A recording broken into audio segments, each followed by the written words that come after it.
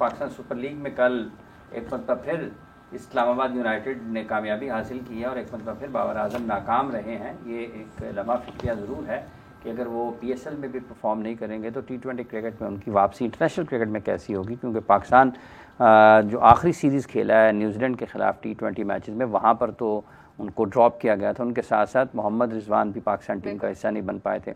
तो उनके लिए हर गुज़रता दिन वक्त कम होता जा रहा है। देखना ये है कि आने वाले मैचेस में वो किस खेल का मुजाहरा करते हैं, लेकिन अभी तक उनके लिए कुछ अच्छी खबरें नहीं है। मीरा बिल्कुल सही बात है, और अगर उनके लिए अच्छी खबरें नहीं है तो इसका मतलब हमें भी परेशानी की जो है वो काफ़ी हद तक हमारे सर पर परेशानी की घंटी जो है वो मंडला रही है। लेकिन देखना ये है कि आईपीएल भी जारी है, आईपीएल में भी बहुत अच्छे मैचेस हो रहे हैं। कल चेन्नई सुपर किंग्स बड़ा अच्छा मैच उन्होंने विन किया, महेंद्र सिंह धोनी बड़ा अच्छा खेले, और इसी के साथ उनके शिवम डुबे थे मेरे ख्याल से, जो उनके साथ आपने सब टाइम बैटिंग कर रहे थे, तो बड़ा अच्छा मैच देखने को हमें मिला। तो इस हवाले से डिस्कशन का बाकायदा आगाज़ करते हैं। हमारे साथ मौजूद हैं इमरान सुहेल साहब, स्पोर्ट्स एनालिस्ट, स्पोर्ट्स जर्नलिस्ट। अस्सलाम वालेकुम, कैसे हैं आप? वालेकुम अस्सलाम। बस साहब, शुक्रिया इमरान साहब। इमरान साहब, कल का मैच कैसा लगा?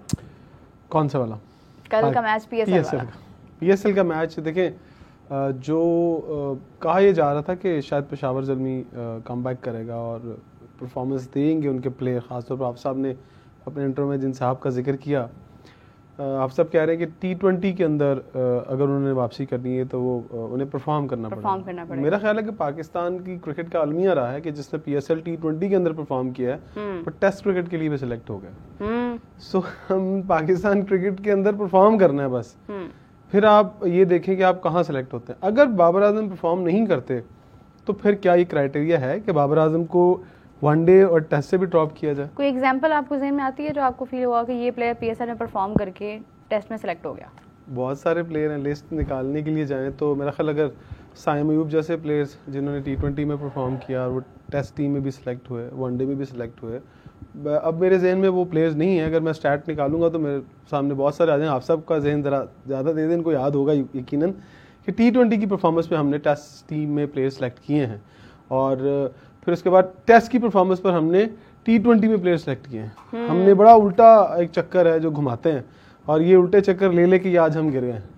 आज जैसे शान मसूद है उसके ऊपर भी एक तरह से एक टैग सा लग जाता है कि मतलब शान को भी हमने टेस्ट के अंदर ही बाउंड कर दिया है, जबकि हम और किस्म का फ़ायदा उनसे उठा सकते हैं अगर हम चाहें तो। देखिए, अभी अगर शान की बात है तो वो 2022 के क्रिकेट वर्ल्ड कप में टॉप स्कोरर थे पाकिस्तान के। हाँ। जो वो पाकिस्तान फाइनल में खेलने की तो बहुत बात होती है कि पाकिस्तान फाइनल खेला, बहुत सारे लोग उसका क्रेडिट भी लेते हैं, लेकिन जो उसका टॉप स्कोरर था उसको कोई नहीं पूछता। हाँ। हालांकि उस वर्ल्ड कप में जितने भी मैचेस पाकिस्तान कुछ हारा भी, जो हारा भी उसमें भी शान के रन सबसे ज़्यादा थे।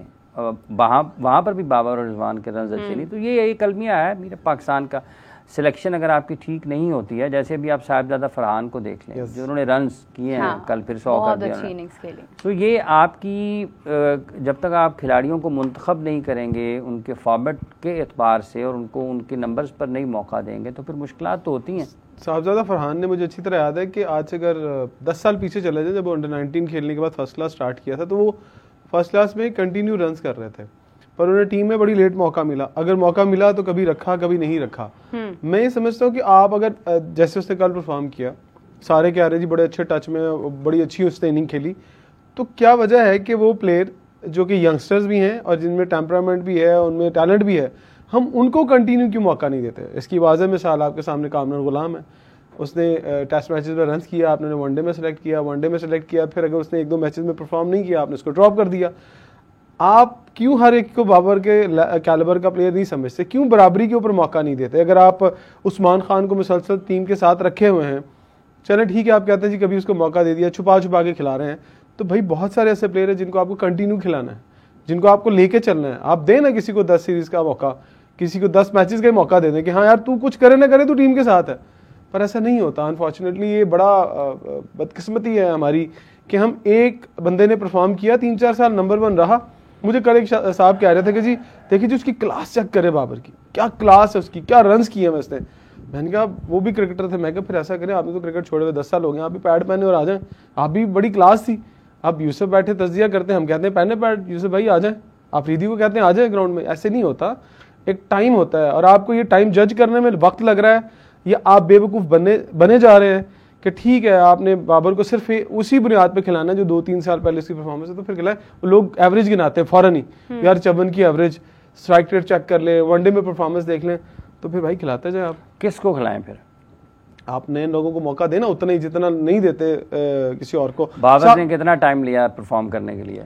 बाबर ने कमोबेश कोई 15-20 इनिंग्स तो लिए, 15-20 इनिंग्स तो स्टैट चेक कीजिएगा जरा फिर सर। बीच में एक इनिंग उसको माने ना, मतलब एक अगर फर्ज करे आप कहते हैं जी 150 किया 170 किया, ये कोई पैमाना नहीं है ना। बुनियादी तौर पे इमरान साहब, अगर हम ये बात करें ना कि बाबर के साथ कंपैरिजन किसी का करना है, या आपने एक नाकामी को ही बुनियाद बनाकर खिलाना है, देखिए हर खिलाड़ी का एक मुख्तलिफ अंदाज है खेलने का, उसकी स्किल मुख्तलिफ है, सलाहियत उसकी मुख्तलिफ है, उसका टेम्परामेंट मुख्तलिफ है। अगर उसने रन्स कर दिए हैं तो क्या उसका ये कसूर है कि उसने पाकिस्तान के लिए रन्स कर दिए हैं?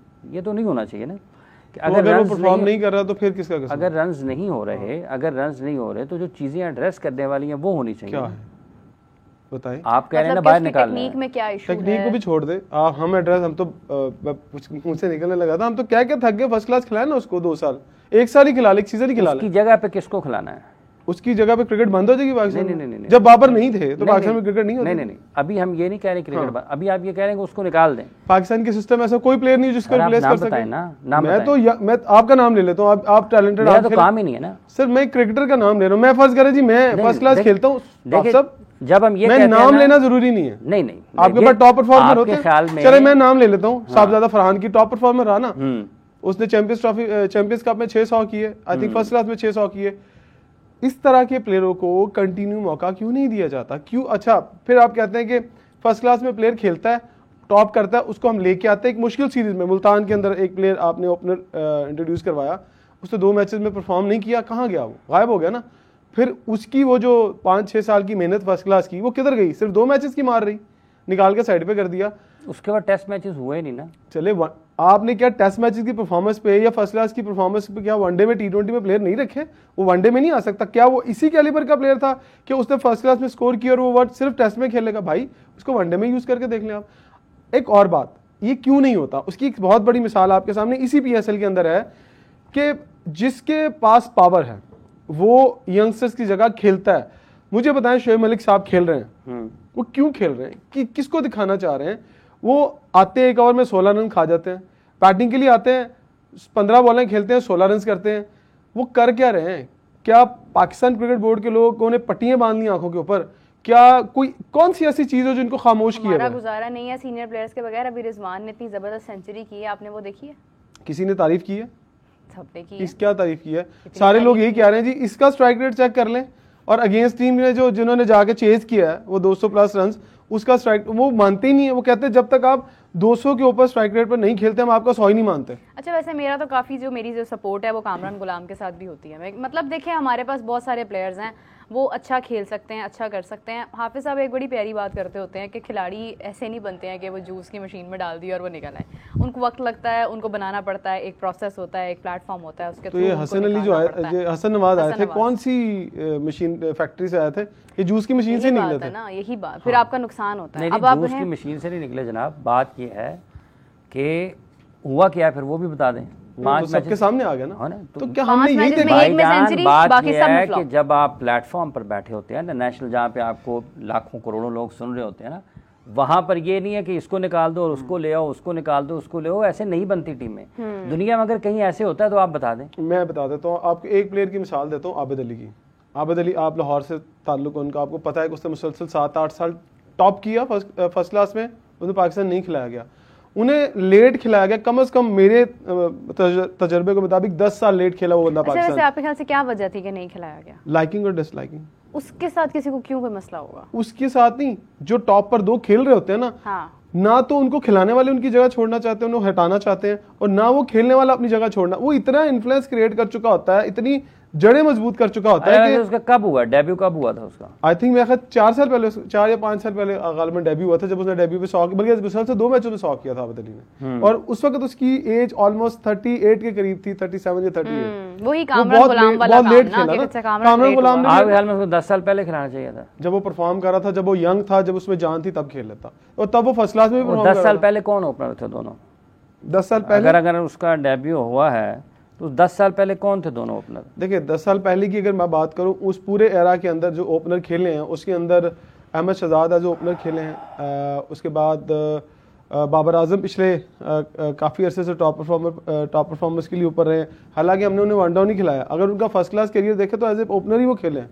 उन्होंने अभी भी देख ले PSL के अंदर वो एज ए ओपनर खेलते हैं, उन्हें नहीं नीचे खिलाया जाता। मैं अच्छा 19 में उसका ना टेस्ट डेब्यू हुआ है। हाँ। क्या उसका नाम है? आबिद अली का, ठीक है। और 21 में वो आखिरी टेस्ट मैच खेले हैं, और 19 में उनका वनडे डेब्यू भी हुआ है, और 20 में वो आखिरी टेस्ट मैच खेले हैं, अपना वनडे खेले हैं। और जो उनका दूसरा है debut first class list A matches का, वो 2005 में हुआ है। और जो उनका T20 का डेब्यू, फर्स्ट क्लास का जो डेब्यू उनका, वो 2007 फर्स्ट क्लास की एवरेज बताएं जरा उनकी, और 100 बताएं। 2007 का उनका डेब्यू हुआ है। 2007 क्लास में कितने रन हैं उनके 2005 के बाद? 2007 में डेब्यू हुआ ना? कितने रन हैं? 2007 में हुआ डेब्यू। रन कितने थे? देखिए पर ईयर रन कितने देखिए करता हम चला है? वही बात है, 2007 में डेब्यू हुआ ना, आपने कहीं 10 साल लेट खेला है। उसका मतलब ये है कि 2009 में जब वो 2007 में जो लोग जब उसका डेब्यू हुआ है, तो जो लोग उस वक्त क्रिकेट खेल रहे थे वो ज़्यादा, इनको उनकी जगह पर ज़्यादा उस वक्त मौका मिलना चाहिए था। तो सवाल ये है कि क्या उस वक्त जो लोग खेल रहे थे, क्या उनकी परफॉर्मेंसेस ठीक नहीं थी? और फिर वही बात आती है ना, वो कब से खेल रहे थे। खैर अभी तो ये ये एक मौजू, ये एक process अलग है। मौजू है। कभी इस पे कभार आपको प्रोसेस में प्लेयर निकल जाते हैं हमारे।